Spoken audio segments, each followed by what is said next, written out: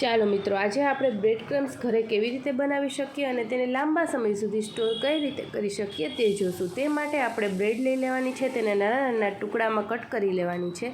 ત્યાર પછી આપણે મિક્સર જારમાં તેને સાવ બારીક એવી ગ્રાઇન્ડ કરી લેવાની છે। આજકાલ આપણે જેટલી નવી વાનગીઓ બનાવીએ છીએ બધી રીતે કોઈ મસાલો આપણે કઠણ બનાવવો હોય તો તેમાં પણ બ્રેડ ક્રમ્સનો ઉપયોગ કરી શકીએ।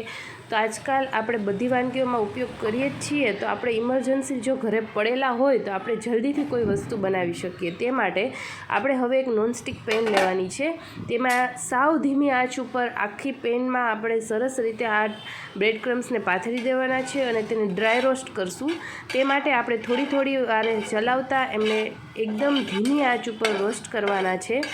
બહારની બધી વસ્તુઓમાં પ્રિઝર્વેટિવનો બહુ ઉપયોગ થતો હોય છે, જેથી આપણે ઘરે બનાવીએ તે સૌથી બેસ્ટ છે। તે માટે ગોલ્ડન બ્રાઉન થાય ત્યાં સુધી આપણે શેકી લઈ, હાથથી ભૂકો કરી શકીએ એટલે એને ક્રિસ્પી થવા દેવાના છે। ત્યાર પછી એરટાઇટ કન્ટેનરમાં પેક કરી અને આપણે 1 મહિના સુધી સ્ટોર કરી શકીએ।